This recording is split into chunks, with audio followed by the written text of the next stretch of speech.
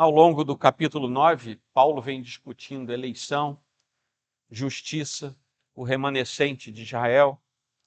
E ele termina com a ideia de uma justiça que vem pela fé, que é diferente daquela justiça buscada por obras. Romanos 10, que é o que nós inauguramos hoje, dá uma sequência lógica a esse ponto. É um crescente. Porque se muitos de Israel não receberam a justiça pela fé, qual é a alternativa então que sobra? O que fica para eles? E Paulo expõe que a questão não é a incapacidade da promessa, mas é a forma de receber a promessa. Essa é a tese de Paulo nessa virada do capítulo 9 para o capítulo 10. Então, o capítulo 10 da epístola de Paulo aos Romanos evidencia uma das principais tensões na teologia de Paulo, que era a coexistência entre uma profunda angústia de ordem pastoral, que ele tinha essa angústia por causa da salvação de Israel, que era o seu povo de origem, e a análise rigorosa que ele fazia das razões da incredulidade do seu povo. Um povo que era profundamente religioso, porém incrédulo. E aqui já vai o primeiro alerta para a gente. A gente pode ser religioso ao extremo e ser incrédulo no coração. E é muito natural que isso seja abraçado pelo coração humano.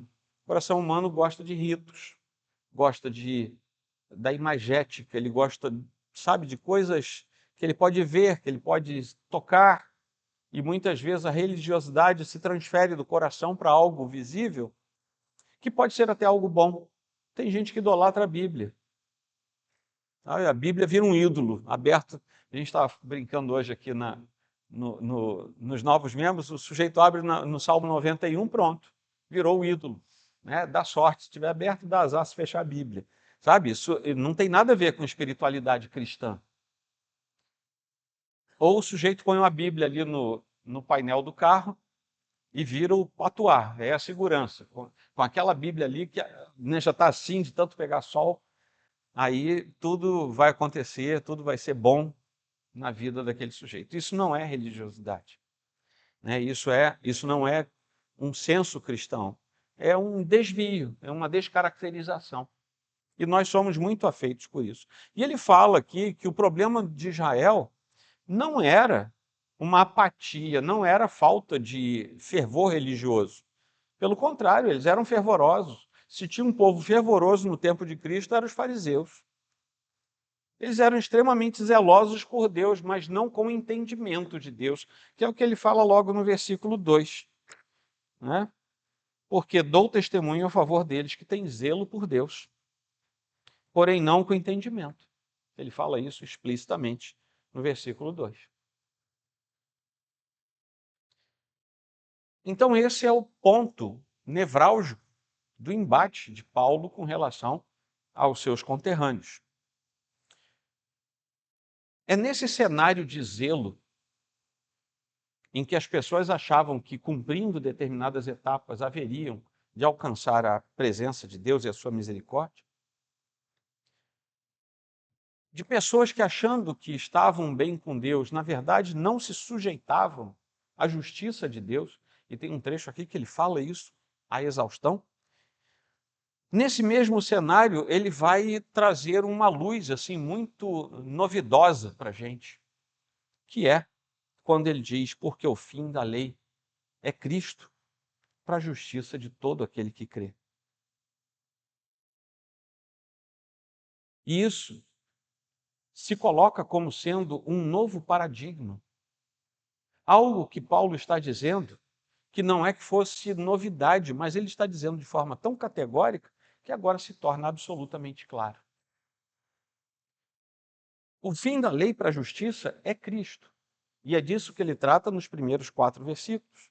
Ele começa esse trecho do capítulo 10 exatamente com aquele paradoxo pastoral sobre o qual ele falei para vocês.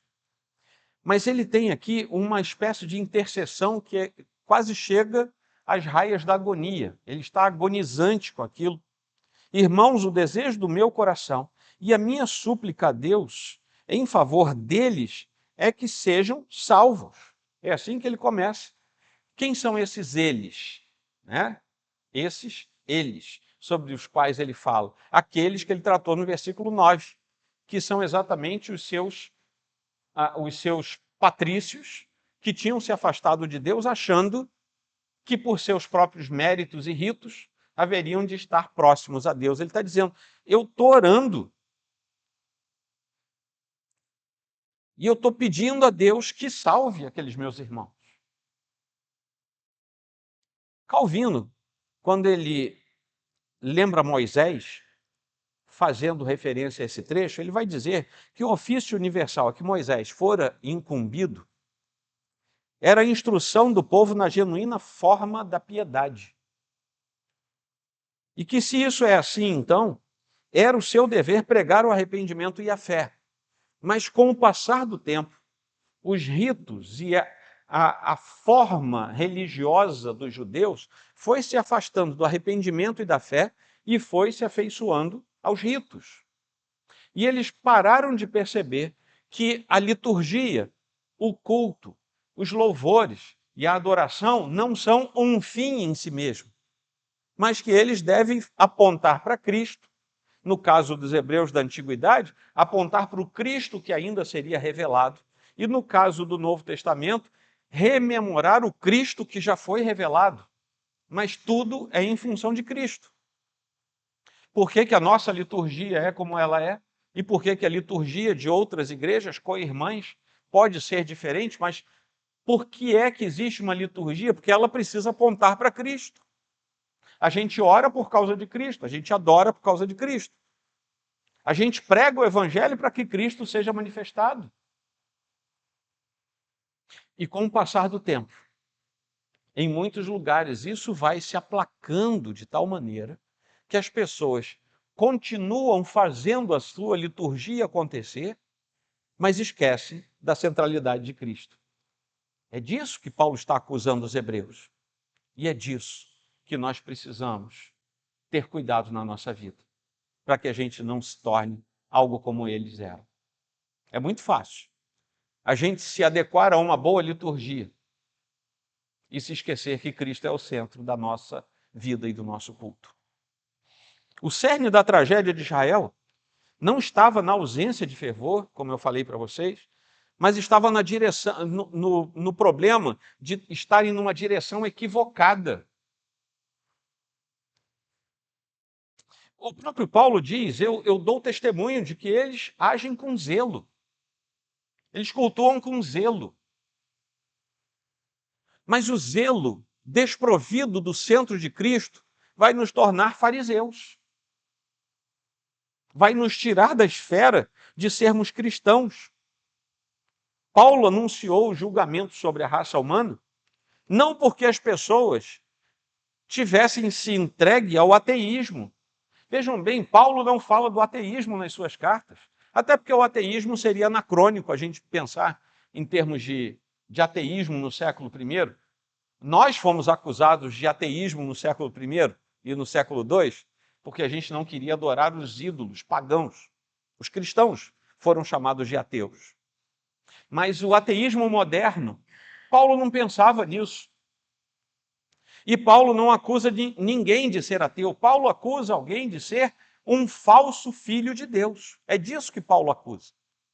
E Paulo está escrevendo aos Romanos dizendo: o nosso povo, o povo de Israel, foi se tornando falso filho de Deus com o passar do tempo. Ele fala em vários lugares sobre o remanescente, gente que Deus preservou sendo fiel. Mas o julgamento de Deus é provocado pela religião, em que o objeto de devoção é alguma coisa que não seja o próprio Deus. Qualquer coisa. Por lícita que seja. Qualquer coisa que não seja Deus torna-se um ídolo. Nós temos um monte de bebê aqui na igreja. Cuidado para o seu filhinho não se tornar o seu ídolo. Maridos, cuidado para as esposas de vocês não se tornarem seus ídolos. Esposas, eu falei, maridos ou esposa? Falei esposa? E vice-versa. Resolvi. A culpa é do retiro, hein? Vejam bem, eu falei de coisas boas, coisas louváveis, coisas dignas, são bênçãos do Senhor. Nosso cônjuge é uma bênção do Senhor, nosso filho é uma bênção do Senhor. A igreja é uma bênção do Senhor, a comunidade dos santos é uma bênção do Senhor. A Bíblia que a gente carrega é uma bênção. Quantos gostariam de ter uma em sua casa e não tem? Você deve ter um monte na sua casa. Mas não vamos permitir que essas boas coisas se transformem em ídolos. Tudo isso deve apontar para Cristo. Ele é o nosso Senhor. Nós somos servos dele e não dessas outras coisas, por excelentes que sejam.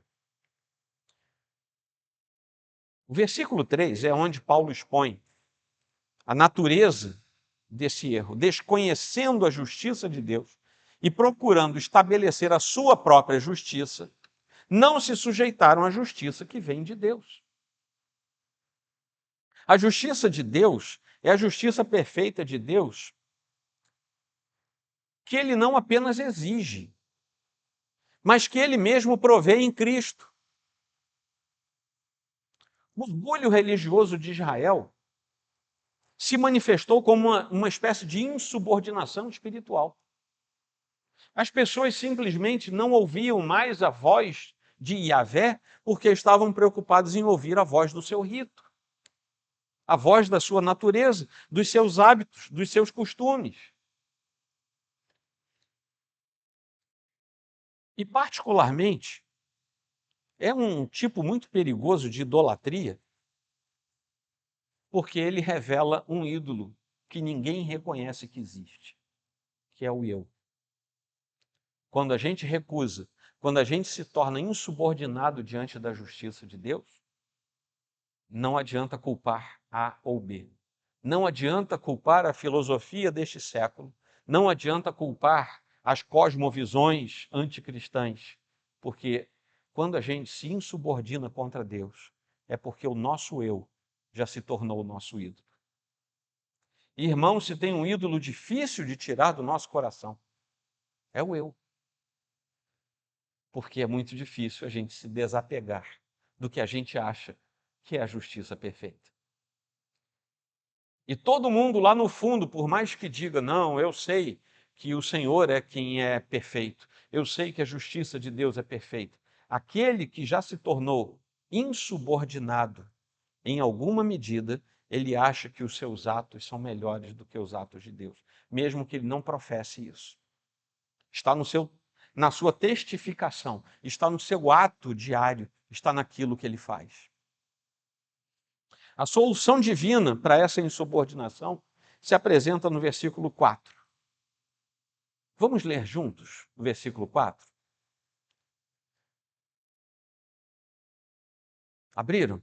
Vamos ler juntos. Porque o fim da lei é Cristo, para a justiça de todo aquele que crê.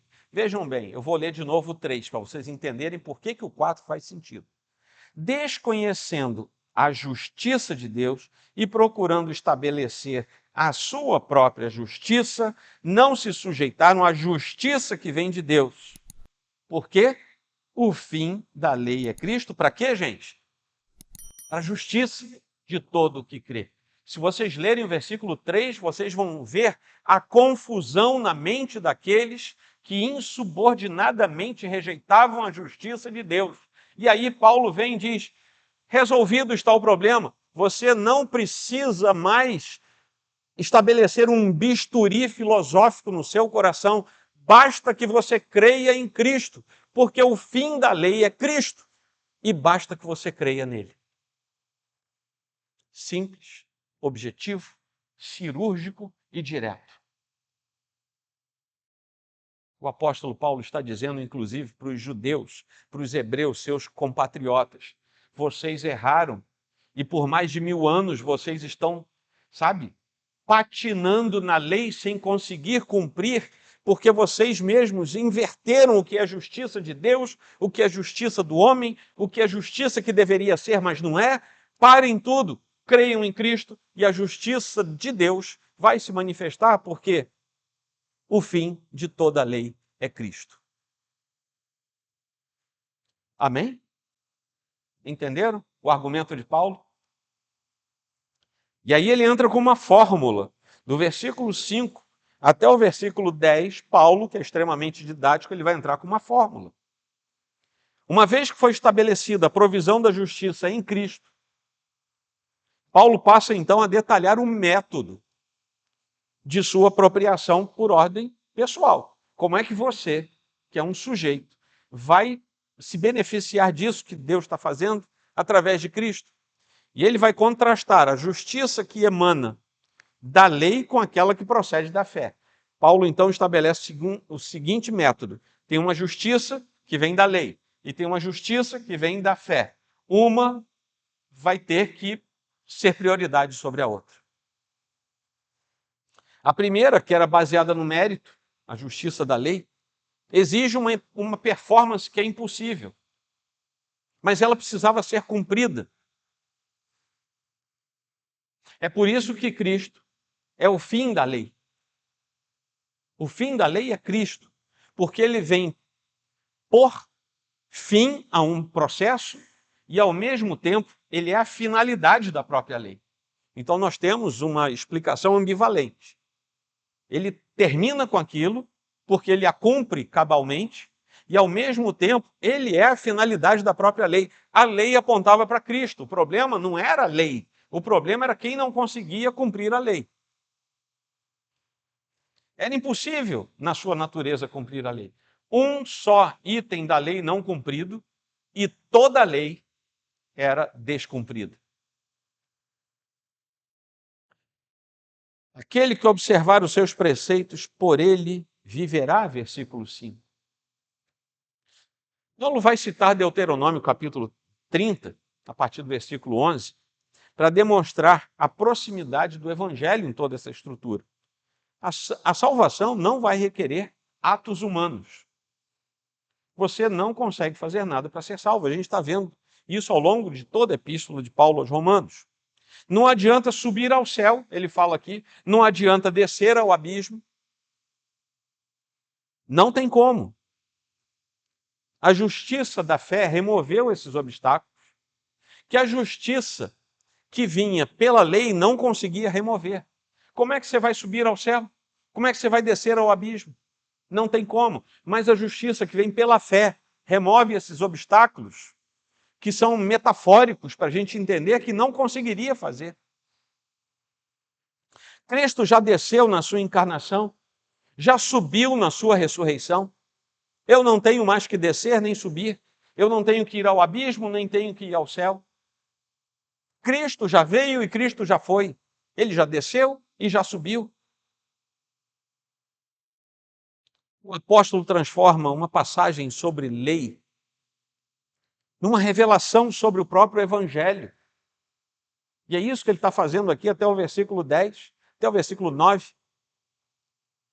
E ele demonstra que o Deus da aliança sempre desejou proximidade, inclusive no tempo da lei.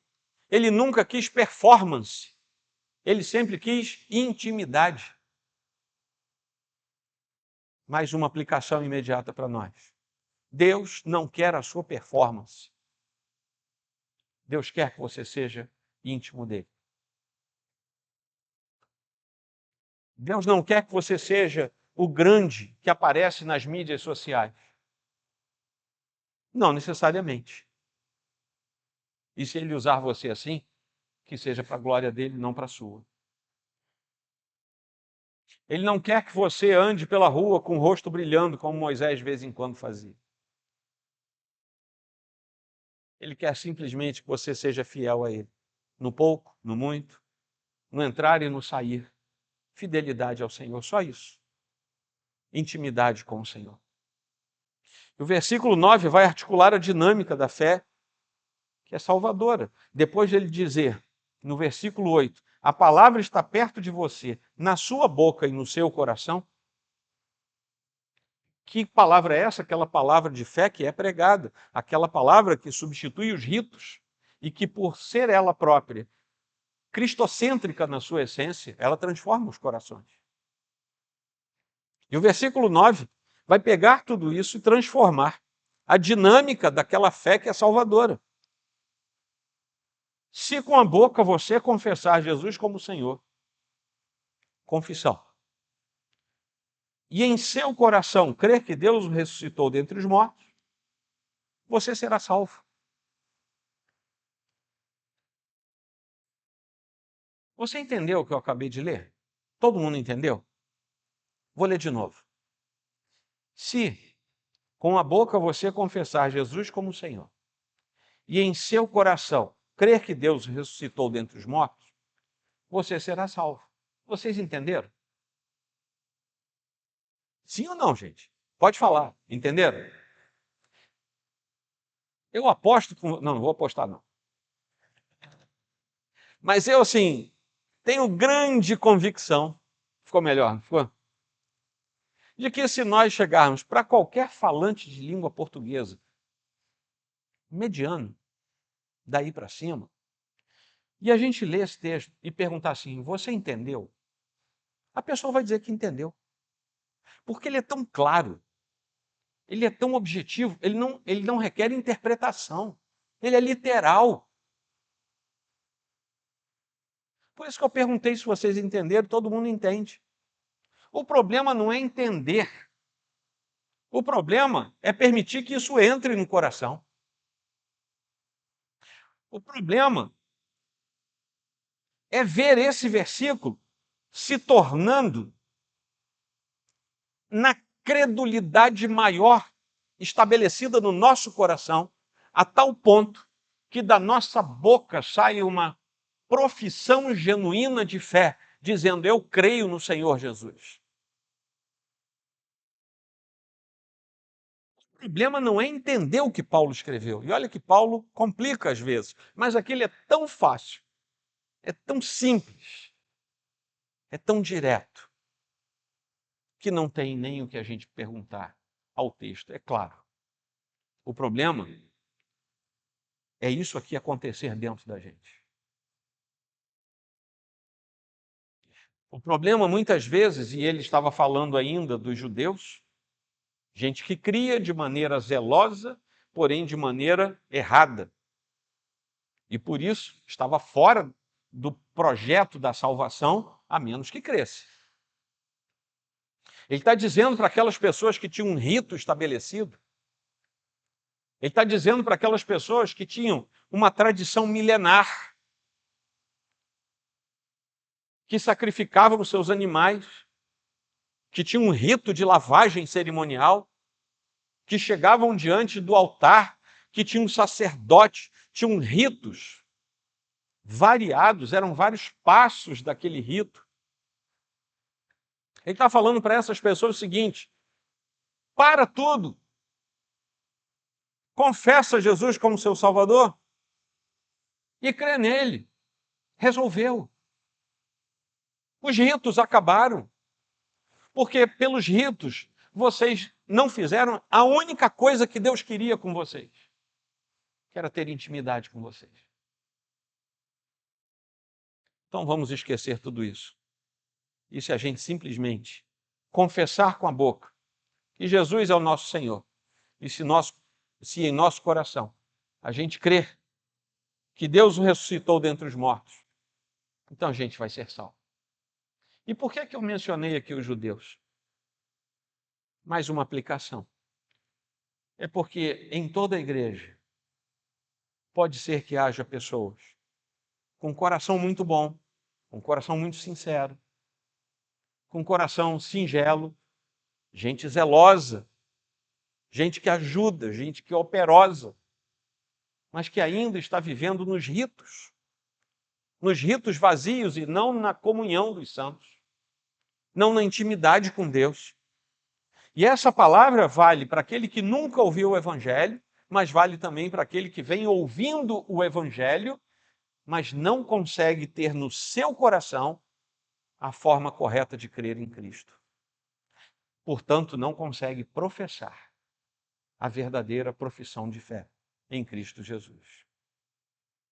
E vamos então para a parte final. Versículo 10, ele começa reforçando um paralelismo que nós vemos ao longo desse trecho. Com o coração se crê para a justiça, com a boca se confessa, Então, existe um vai e vem. A fé do coração, ela vai receber a justificação, que é um ato forense de Deus. Então, Paulo vai fazendo aqui um jogo de palavras que quem acompanhou Romanos até aqui sabe do que ele está falando. Mas entre os versículos 11 e 13, ele vai oferecer uma garantia. Você creu com o coração e você professou com a boca, tem uma garantia para você.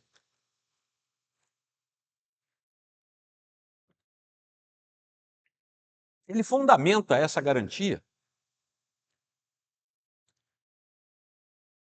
oferecendo uma universalidade do convite.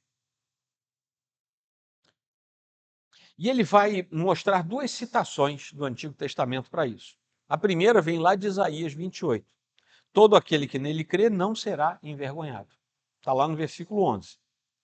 É a parte B. Todo aquele que nele crê não será envergonhado. Isso ele tira lá de Isaías 28, 16. Vamos nos lembrar, ele aqui está falando primariamente para hebreus, judeus, que conheciam bem o Antigo Testamento. Ele então recupera um trecho do Antigo Testamento para dar base ao que ele fala, para que aqueles judeus creiam que ele está falando da parte de Deus. A fé genuína, por estar ancorada no objeto mais digno, que é o próprio Cristo, carrega uma garantia infalível. A vergonha que não vem mais sobre aquele que crê em Jesus possui uma dimensão escatológica. O crente não será frustrado, o crente não será decepcionado, o crente não será envergonhado, e se isso acontecer neste mundo, no dia do juízo, ele não passará por isso. Todo aquele que não creu em Cristo será envergonhado no dia do juízo. Por isso que, mesmo que seja no dia do juízo, todo aquele que nele crê não será envergonhado. É por isso que estou no futuro. Porque aqui tem um tom escatológico. Prepare a sua caminhada, mesmo que você tenha percalços aqui. Se você crê em Cristo Jesus com o seu coração, de forma genuína, se você professa com a boca que Ele é o Cristo da sua vida, você não será envergonhado. É desses que ele está falando. E mesmo que você passe por percalços, mesmo que você esteja ali na África agora, sendo trucidado, porque é cristão, simplesmente porque é cristão. No dia do juízo, se tem alguém que não será envergonhado, é aquele que creu em Cristo.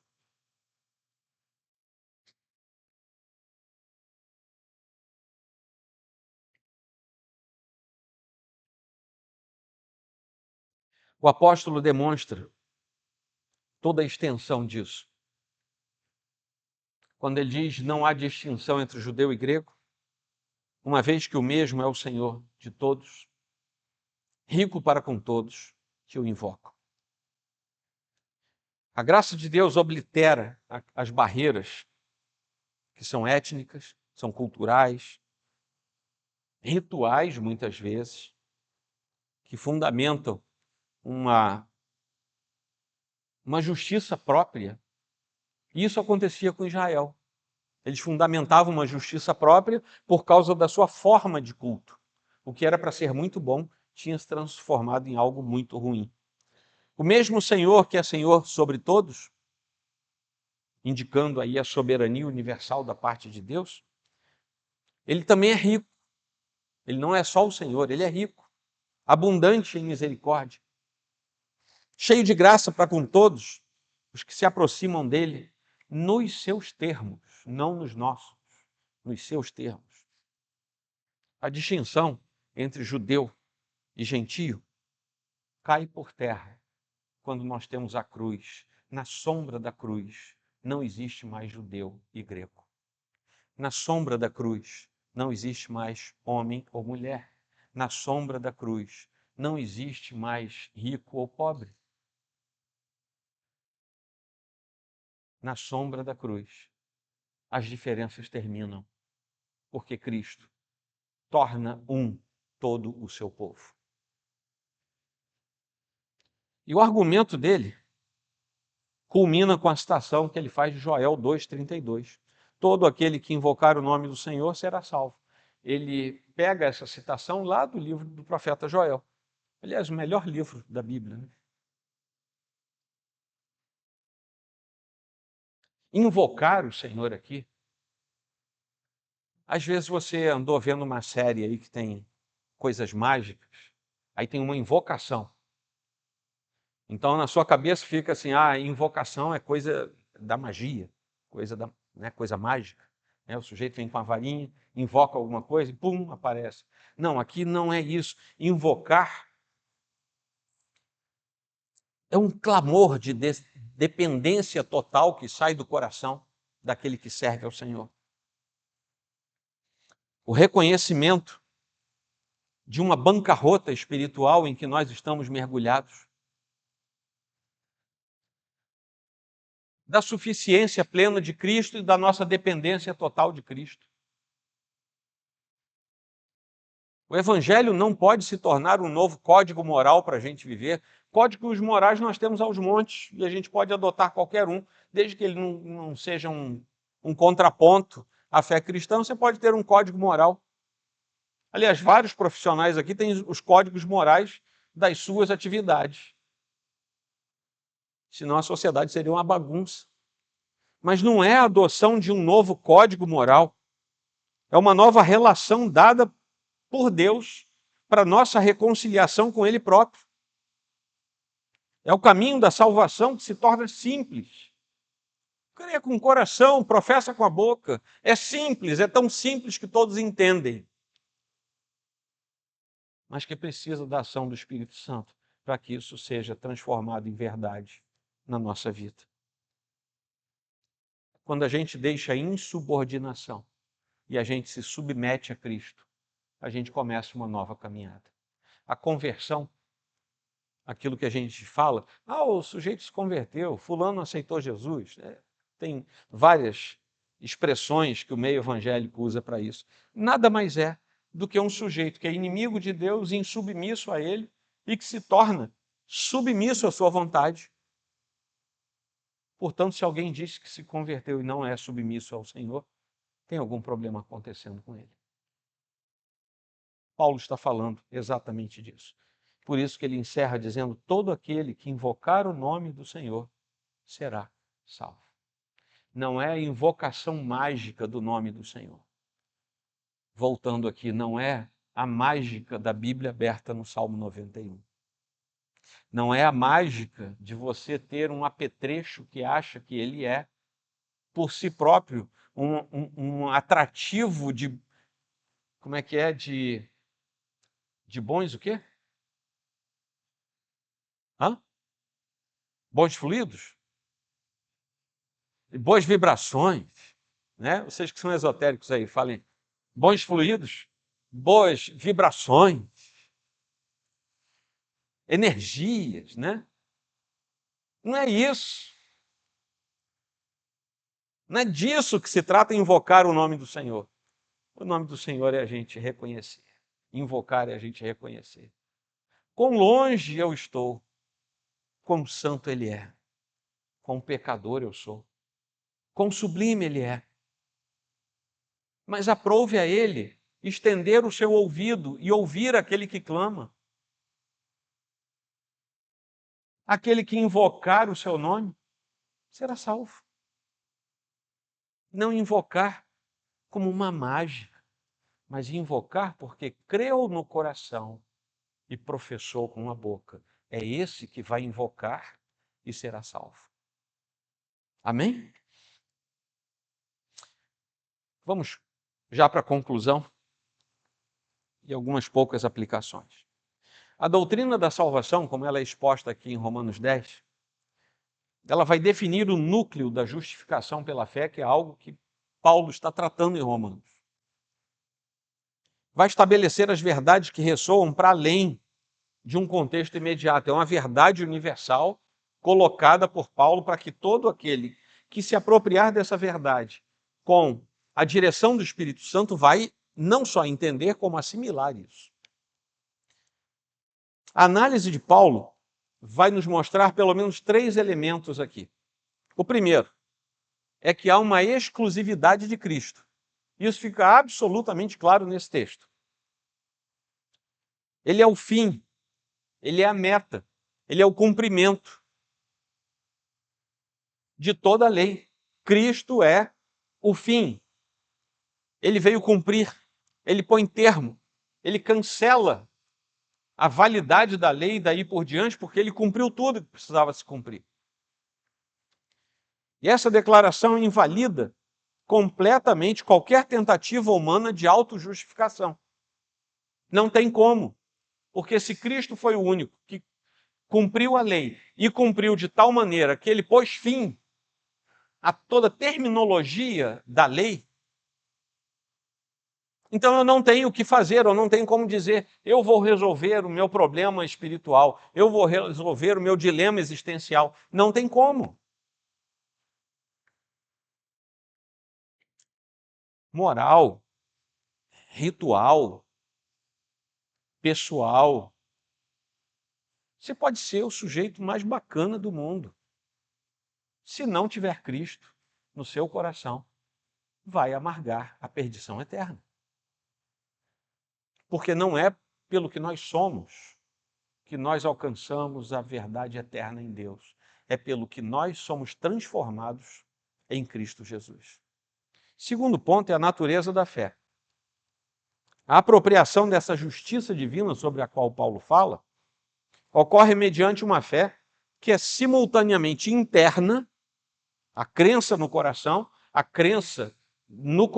de que houve de fato a ressurreição, e ao mesmo tempo ela é externa, porque com a boca a gente professa que ele é o Senhor. Então o Senhor, quando trabalha em nossa vida, ele o faz de tal maneira que ele mexe dentro e fora. Ele começa de dentro. Nosso coração precisa ser mudado. Mas porque o nosso coração foi mudado, a gente muda coisas do lado de fora. E aí a gente chama isso de fruto. Por exemplo, aquele que é de fato filho de Deus, ele dá frutos de ser filho de Deus. Ele não tem como ser filho de Deus e dar frutos de um mundano. Terceiro ponto é que essa oferta é universal. Ela é oferecida sem distinção étnica, social. É isso que Paulo quer dizer com judeu e grego. É para todos. Se estende a todo aquele que invocar o nome do Senhor. Todo aquele que invocar o nome do Senhor. Nós sabemos que aquele que vai invocar o nome do Senhor é aquele que é chamado eficazmente pelo seu poder. Mas a mensagem é levada a todos. Até porque não é do conhecimento de ninguém na igreja quem é e quem não é chamado. Nós temos que pregar a todos. Essa oferta é universal. A exclusividade de Cristo, a natureza da fé e a universalidade da oferta. Paulo está falando dessas três coisas.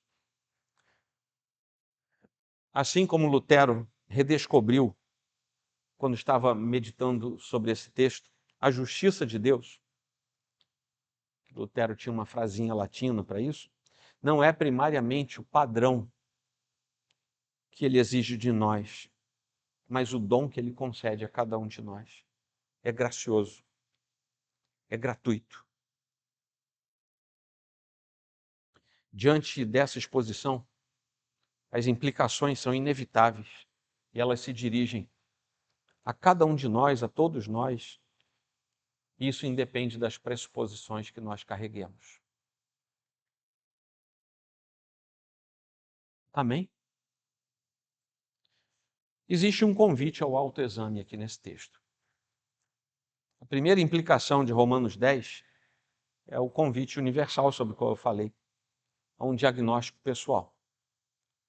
O evangelho que é pregado por Paulo aqui em sua carta, ele não permite neutralidade. A fé que salva não é um assentimento intelectual daquele que ouve, como se Cristo fosse um grande exemplo moral. Você já deve ter ouvido por aí, Cristo foi um grande, um grande mestre. um grande guru. Não é isso. A fé que salva não é apenas esse assentimento intelectual nesse Cristo etéreo que a gente não sabe de onde veio, mas da Bíblia não veio. Pelo contrário, exige uma submissão completa, total ao senhorio desse Cristo e uma confiança absoluta na sua obra consumada, a tal ponto que nós cremos que aquele que ressuscitou também vai nos ressuscitar um dia. E a pergunta que ecoa do texto para cada pessoa que ouve esse texto é a seguinte: onde repousa a sua confiança? Onde repousa a sua confiança? É em Deus ou é em você? Aquele que se aproxima de Deus ainda opera sob uma justiça própria? E se sim, vai ter que mudar para a justiça de Deus. Se ele está se aproximando de Deus, ele vai ter que trocar a sua justiça própria pela justiça de Deus, a justiça da fé, aquela que Paulo fala aqui. E vai ter que receber aquela justiça, para a qual ele não vai ter que despender nada, nenhum merecimento vai ser suficiente, mas ele vai ter que se apoiar no que Cristo fez de graça. Esse é o primeiro ponto, que é de um convite ao autoexame. Como é que a gente está? Segundo ponto, é uma exortação aos crentes, que está aqui nesse texto. Eu fui fazendo algumas aos poucos, mas a gente tem que ouvir, nós que já professamos a fé, precisamos ver que essa passagem vai delinear para nós alguns imperativos que são não só de vida, mas são também missionais, são pastorais. A fé interna e a confissão externa não são fases opcionais na nossa vida. São componentes integrais da nossa existência e que refletem a nossa conversão. Uma fé que se recusa a confessar é, na melhor das hipóteses, uma fé incipiente. Na pior das hipóteses, uma fé que não existe. Se aconteceu aqui, precisa ser confessado. Se a salvação é prometida a todo aquele que invocar o nome do Senhor, como está no final, no versículo 13, no seu final, então vem aquele imperativo lógico do apóstolo Paulo, que ele vai desenvolver depois nos versículos 14 e 15, próximo sermão, não perca o próximo capítulo. Que começa assim: como, porém, invocarão aquele em quem não creram? E aí a gente vai descobrir que o que Paulo está falando aqui, até o versículo 13, também tem uma implicação de ação da igreja, de missão da igreja. Vocês creram no coração, vocês professaram com a boca, por que vocês estão calados?